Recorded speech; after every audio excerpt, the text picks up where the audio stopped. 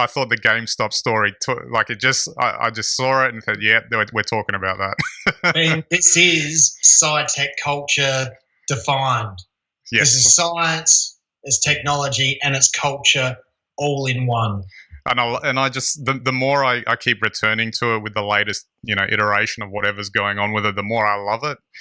It's just hilarious to me. It's got like that sort of iconic David versus Goliath aspect to it. There's all this like the whole hilarious reaction from hedge funds saying, "Oh no, we need regulation to put this out, to stop this stuff," when they do the same thing just at a higher level and all of that. That's right. The fact that in the internet age, which is really the only way that this was possible in the first place, that a group of people on Reddit could just bandy together and go, nah, we're not going to let you get away with that. Let's have a go at this. And they've kind of set a precedent to see if that can actually continue. And the latest, we can talk about various aspects of it. Another part that I thought was interesting was that after those apps like Robinhood and whatever else, the trading apps put a freeze on the buying by these Redditors, they actually started going out and through Reddit to seek help from other Redditors who didn't have it disabled in other countries to keep purchasing like the GameStop stocks and others as well. So GameStop was the headline, but there were some other stocks featured in it. This whole thing is just like a snowball effect, and it's like they've all gone to war. It's just, look, we say it all the time, the world's gone crazy, and this is just one of those crazy things that happens in the modern world. It's so many different things all at once. I don't think it's as simple or as clear cut as the GameStop story, but gee, it's a great story. So one thing, let's peel back all the layers. So one thing we've seen apparently over the last 12 months, if you believe a lot of the stories behind this, is the rise of the sort of celebrity investor who goes online and you can invest in the same stocks as them. Mm-hmm. And that's a very modern thing. Like that's something that couldn't have happened years ago. That's basically an influencer. So you have a public influencer who allegedly picks stocks, and there are these platforms that curate these people, and then you like, their Instagram photos, and they've made 20% this year, so you buy the same stocks. Now that's just crazy, but this is the way it's working. And apparently with COVID shutdowns and people having stimulus money, apparently, I find it hard to believe, but sitting around with stimulus money, nothing to do, they've jumped on the internet. And there's only so many games you can play and Netflix shows you can watch after all. That's right. And let's face it, I don't care what the big boys say. Stock market investing, if you like to trade frequently, is nothing but a game anyway. Mm-hmm. They'll pretend differently, but, because they're masters of the universe. Well, the classic line out of all of this is that it's like, well, these big Wall Street guys who treat the market like a casino are complaining when the everyday investor treats it like a casino. Exactly. And so, anyone who considers themselves a serious investor probably goes to web-based platforms that aren't Reddit, and they all either congratulate themselves or bitch about underperforming companies that they've invested in, penny dreadful, small market caps, etc., and they keep on gambling and keep on trying to cajole each other into either buying or selling, depending on whatever benefits them. So that's the way the market works anyway. Yeah. We now have these platforms that don't charge a trade fee. So they're like Robinhood that have become very popular. And we have platforms like Reddit now instead of the usual investing platforms that probably have a bit more moderation, where people speak freely about what they're going to do. And, of course, when retail investors band together, and I think that there was 1 million people on that Reddit site, now 5 million. You can imagine if they each spend $1,000 each, that's 1,000 million. That's $1 billion of investment. They become their own little hedge fund, right?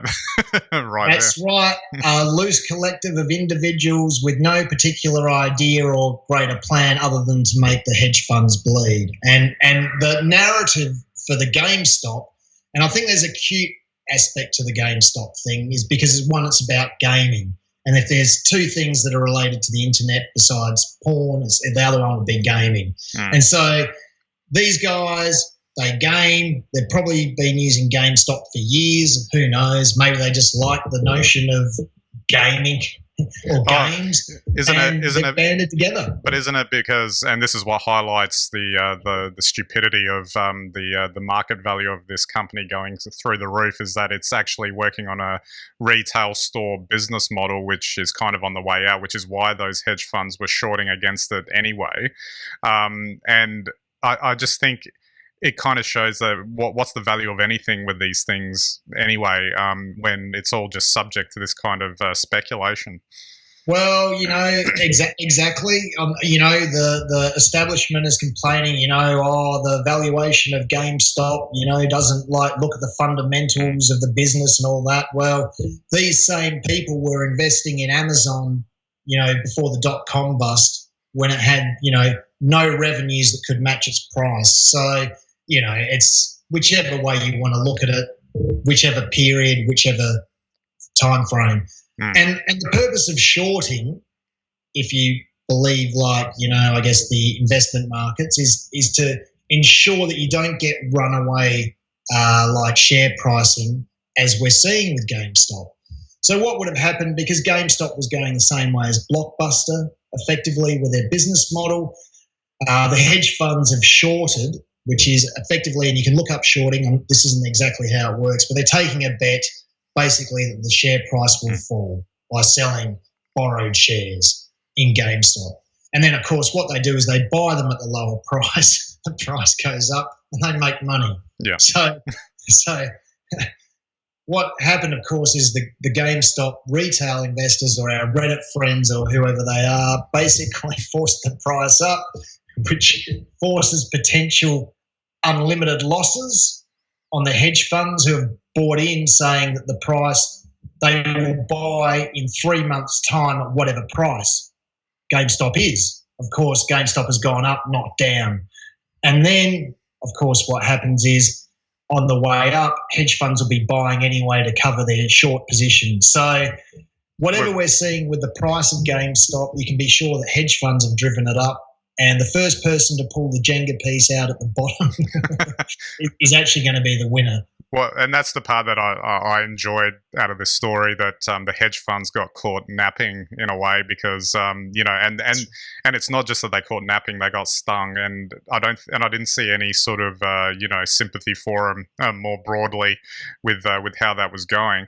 But one of the other effects that I saw, though, was that those trading apps removed the buy button from those quote unquote retail investors who the mom and pop ones, or in this case the Redditors, and then the arguments that sort of kicked off after that. So they did it because they wanted to, put a lid on how crazy it was going, and it could have actually exposed them to issues in terms of potentially shares that didn't exist getting sold, etc. That was the argument I heard for it. And then against it, it was like, they're the ones they've now stepped in and they're manipulating the market, because by removing the buy button, it's going to drive the price down again, and it's going to screw over the little investor. And again, it's like that's what I'm finding so fascinating about this story, is that it feeds on itself. I think there may potentially be some fallout, particularly as it seemed to have made its way into the political realm. And this is another aspect I found fascinating, is that the left and the right jumped all over it, and they were agreeing with each other about what was going on. And when does that happen in this day and age? Exactly. But look, the irony of all of this is this is driven by government policy post-GFC. So the endless stimulus has to go somewhere, and when you're getting zero interest rates on savings, the only thing you can do is shove it on bets on the stock market. And it seemed to be okay for the hedge funds to do it and profit out of the GFC.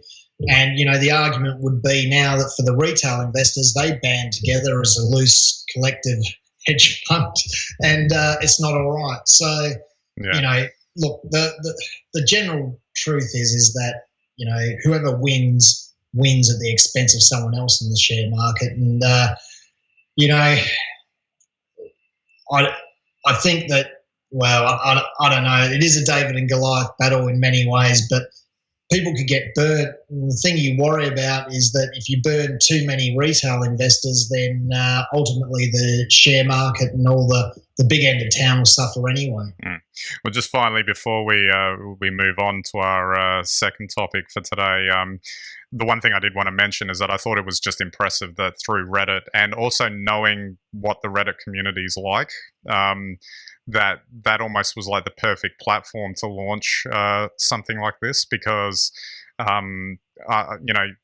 yes, Facebook is like something that can bring people together or whatever, but the general type of user that's on Reddit and and the way they moderate content, for instance, on their site, etc., was probably more conducive for them to sort of bandy together and support each other for that sort of stuff, which I thought was interesting as well, and a very interesting aspect of the story. Oh, I agree with you 100%.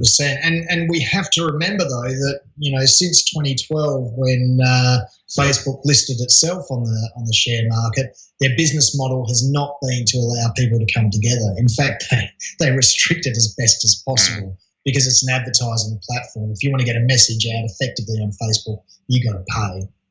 Yep. So, or someone has to pay. So, Reddit is an open platform, and to that end, it's quite genuine in its intent. So, you can be quite critical of what perhaps these people on the Reddit platform are doing or thinking, maybe in terms of their judgment. I think maybe in terms of their intent is separate to that. Might be a higher intent with low judgment if you want to make that call, but ultimately, at least it's kind of genuine. Yeah, indeed. And I guess just finally, maybe those hedge funds will finally get that wealth trickling down to them now instead of the other way around.